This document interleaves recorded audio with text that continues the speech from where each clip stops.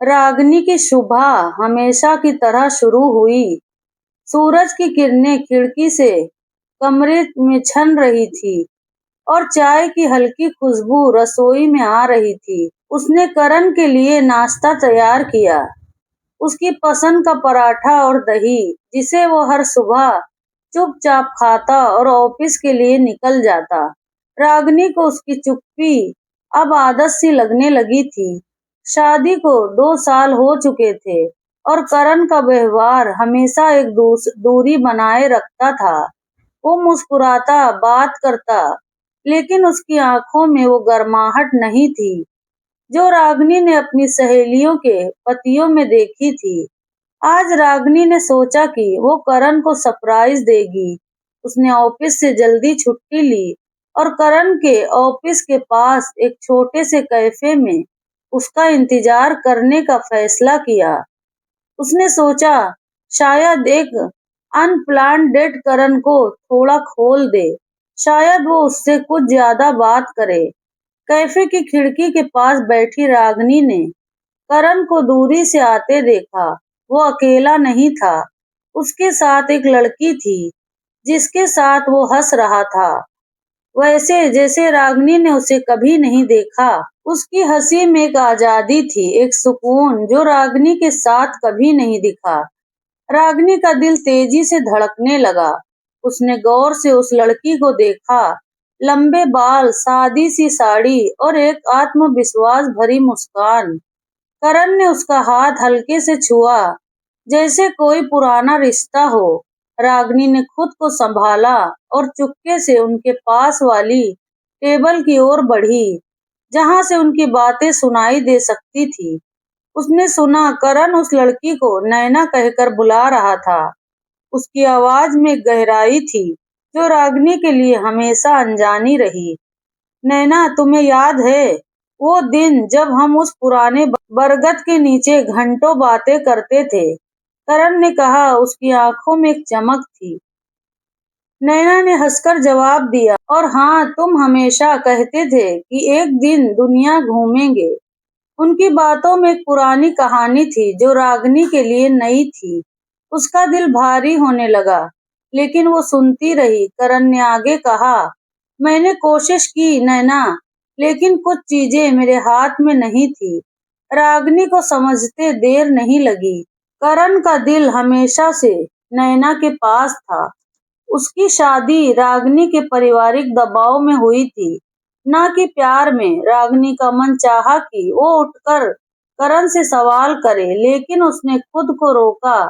उसने महसूस किया कि गुस्सा या आंसुओं से कुछ हासिल नहीं होगा।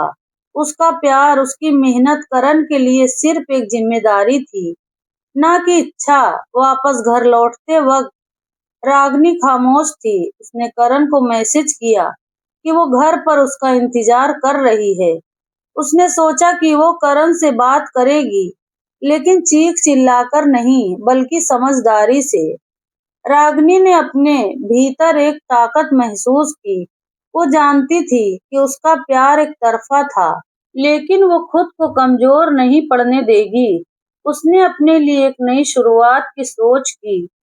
शायद वो खुद को वो खुशी दे सकती थी जो करण उसे कभी नहीं दे पाया। रागिनी ने रसोई में जाकर चाय बनाई। उसने खिड़की खोली और बाहर की ठंडी हवा को महसूस किया। उसका दिल अब भी भारी था, लेकिन उसमें एक नई हिम्मत जाग रही थी। वो जानती थी कि उसकी कहानी अभी खत्म नहीं हुई थी। रागिनी ने चाय का प्याला मेज पर रखा, लेकिन उसका मन अब उस हल्की फुल्की हिम्मत से कहीं दूर चला गया था। खिड़की से आती ठंडी हवा अब उसे सर्द महसूस होने लगी। उसने करण का इंतजार करने का फैसला किया, लेकिन जैसे जैसे घड़ी की सुइयां आगे बढ़ रही थी, उसके मन में एक बेचैनी बढ़ रही थी। करण रात के 9 बजे घर लौटा। उसका चेहरा वही ठंडा और उदासीन जो रागिनी 2 साल से देखती आ रही थी। उसने बिना कुछ कहे अपने जूते उतारे और सोफे पर बैठ गया। रागिनी ने हिम्मत जुटाई।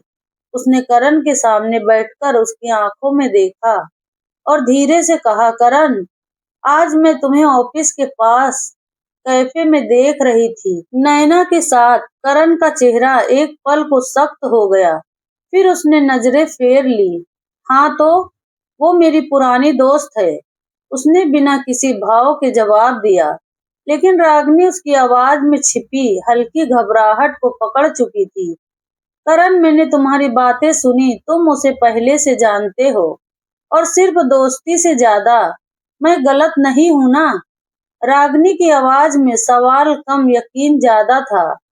करण ने गहरी सांस ली और चुप रहा। उसकी खामोशी ने रागनी के दिल को और भारी कर दिया। बोलो करण, मैं सच जानना चाहती हूँ। उसकी आवाज अब कांप रही थी। करण ने आखिरकार नजरें उठाई। उसकी आंखों में गुस्सा नहीं, बल्कि एक अजीब सा दुख था। हाँ रागनी, मैं नैना से प्यार करता था और शायद अभी भी करता हूँ, लेकिन ये मेरे हाथ में नहीं था। मेरे परिवार ने तुमसे शादी तय की और मैंने मना नहीं किया। मैंने सोचा था कि वक्त के साथ मैं तुम्हें प्यार कर लूंगा, लेकिन उसने बात अधूरी छोड़ दी। रागनी का दिल जैसे किसी ने चाकू से चीर दिया। उसने 2 साल तक हर दिन करण के लिए अपने प्यार को जताने की कोशिश की थी। हर सुबह उसका पसंदीदा नाश्ता, हर शाम उसकी थकान को कम करने की कोशिश, हर छोटी बड़ी बात में उसका साथ, सब कुछ एक झूठ पर टिका था। वो करण की जिंदगी में एक जिम्मेदारी थी, ना कि उसका प्यार। उसकी आंखों में आंसू आ गए, लेकिन उसने उन्हें पलकों के पीछे रोक लिया। तो तुमने मुझे कभी प्यार नहीं किया? रागनी की आवाज अब टूट रही थी। करण ने जवाब नहीं दिया, बस सिर झुका लिया। उसकी चुप्पी रागनी के लिए हजारों शब्दों से ज्यादा दर्दनाक। वो उठी और अपने कमरे की ओर चली गई। उसने दरवाजा बंद किया और बिस्तर पर बैठकर अपने हाथों को देखने लगी। वही हाथ जो करण के लिए हर दिन कुछ न कुछ करते थे, अब वो खाली और बेकार लग रहे थे। रात गहरी हो चुकी थी। रागनी ने अपनी पुरानी डायरी निकाली, जिसमें उसने अपनी शादी के पहले दिन से हर खुशी और उम्मीद लिखी थी। उसने पन्ने पलटे और देखा कि कैसे उसकी लिखावट धीरे धीरे उत्साह से खामोशी में बदल गई। आखिरी पन्ने पर उसने लिखा था, करण ने आज मेरी बनाई चाय पी और मुस्कुराया। शायद वो अब मुझसे प्यार करने लगा है। ये पढ़कर उसका गला रुंध गया। उसने डायरी बंद की और उसे छाती से लगा लिया, जैसे वो अपनी टूटी उम्मीदों को सहेज रही हो। सुबह होने से पहले रागनी ने एक फैसला किया। वो करण को उसकी सच्चाई के साथ जीने देगी, लेकिन वो खुद को इस दर्द में नहीं खोएगी। उसने अपने मायके का नंबर डायल किया, लेकिन फोन उठाने से पहले रुक गई। उसे नहीं पता था कि वो अपनी माँ को क्या कहेगी। क्या वो कह पाएगी कि उसकी शादी एक खोखला सपना थी? क्या वो बता पाएगी कि उसका प्यार एक तरफा था? उसका दिल दर्द से भरा था, लेकिन वो जानती थी कि इस दर्द को सहना ही उसकी ताकत बनेगा। रागनी ने खिड़की खोली। बाहर बारिश शुरू हो चुकी थी। बूंदें उसके चेहरे पर गिरी और वो उन्हें अपने आंसुओं के साथ मिलने देना चाहती थी, लेकिन वो रोई नहीं। उसने सिर्फ बारिश को देखा और अपने भीतर एक नई लड़ाई की शुरुआत महसूस की। रागनी की आंखें बारिश की बूंदों पर टिकी थी, लेकिन उसका मन अब भी नैना के चेहरे और करण की उस हंसी पर अटक गया था। नैना, वो नाम अब उसके जहन में एक साए की तरह घूम रहा था। वो कौन थी? करण की जिंदगी में उसकी क्या जगह थी? रागनी ने फैसला किया कि वो सच का सामना करेगी, ना कि सिर्फ अनुमानों में डूबेगी। उसने अपनी डायरी एक तरफ रखी और करण के पुराने सामान की तलाश में अलमारी खोली। शायद वहां कुछ जवाब मिले। अलमारी के एक कोने में करण के पुराने कॉलेज के सामान के बीच रागनी को एक छोटा सा डिब्बा मिला। उसने उसे खोला तो उसमें कुछ पुरानी तस्वीरें, चिट्ठियां और एक छोटा सा लॉकेट था। तस्वीरों में करण और नैना एक साथ थे, कभी कॉलेज की कैंटीन में हंसते हुए, कभी किसी पुराने पेड़ के नीचे किताबें लिए बैठे। नैना का चेहरा सादा लेकिन आकर्षक था। उसकी आंखों में एक चमक थी, जैसे वो हर पल को जी रही हो। एक तस्वीर के पीछे लिखा था, नैना और करण हमेशा के लिए। रागिनी का दिल फिर से सिकुड़ गया। उसने एक चिट्ठी खोली जिसमें नैना की लिखावट थी। करण, तुम मेरी हर सांस में हो। मैं जानती हूँ कि जिंदगी हमें अलग कर सकती है, लेकिन मेरा दिल हमेशा तुम्हारा रहेगा। तुम्हें वो दुनिया मिले जो तुम चाहते हो। तुम्हारी नैना। चिट्ठी की तारीख 4 साल पुरानी थी, ठीक शादी से पहले की। रागिनी को समझ आ गया कि नैना और करण का रिश्ता कोई साधारण दोस्ती नहीं थी। वो एक गहरा प्यार था जो शायद परिस्थितियों ने तोड़ दिया था। लेकिन क्या नैना अब भी करण की जिंदगी में थी? क्या करण उसे भूल नहीं पाया था? रागिनी ने लॉकेट को हाथ में लिया। उसमें एक छोटी सी तस्वीर थी जिसमें नैना मुस्कुरा रही थी। रागिनी को गुस्सा नहीं आया, बल्कि एक अजीब सा दर्द हुआ। नैना की मुस्कान में कुछ ऐसा था जो रागिनी को अपने अंदर की कमी का एहसास करा रहा था। वो सोचने लगी कि शायद वो कभी करण के लिए वो नहीं बन पाई जो नैना थी। अगले दिन रागिनी ने फैसला किया कि वो नैना से मिलेगी। उसने करण के फोन से चुपके से नैना का नंबर लिया और उसे एक मैसेज भेजा, जिसमें उसने सिर्फ इतना लिखा, मैं रागिनी हूँ, करण की पत्नी। क्या हम मिल सकते हैं? कुछ घंटों बाद नैना का जवाब आया। कल दोपहर वही कैफे। कैफे में रागिनी समय से पहले पहुंच गई। उसने एक कोने की टेबल चुनी और इंतजार करने लगी। जब नैना आई तो रागिनी को लगा जैसे वो किसी पुरानी कहानी का हिस्सा देख रही हो। नैना की सादगी और आत्मविश्वास उसे तस्वीरों से भी ज्यादा प्रभावशाली लगी। नैना ने मुस्कुराकर रागिनी का अभिवादन किया, लेकिन उसकी आंखों में एक हल्की सी बेचैनी थी। मुझे नहीं पता था कि तुम मुझसे मिलना चाहोगी, नैना ने धीरे से कहा। रागिनी ने बिना समय गवाए पूछा, नैना, तुम और करण, तुम्हारा क्या रिश्ता और अब क्या है? नैना ने एक गहरी सांस ली। करण और मैं कॉलेज में एक दूसरे से प्यार करते थे, लेकिन मेरे परिवार ने मुझे किसी और से शादी के लिए मजबूर किया। मैंने करण को छोड़ दिया क्योंकि मैं उसे दुख नहीं देना चाहती थी।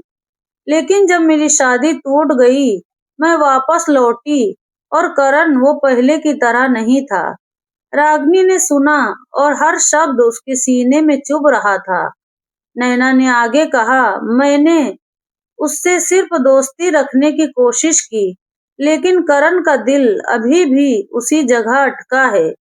मैंने उसे तुम्हारे बारे में बताया कि उसे तुम्हें एक मौका देना चाहिए, लेकिन नैना रुक गई। रागिनी का मन भारी हो गया। उसे समझ नहीं आ रहा था कि वो नैना से नफरत करे या करण से, या शायद दोनों से। लेकिन उसने महसूस किया कि नैना भी उतनी ही लाचार थी जितनी वो खुद थी।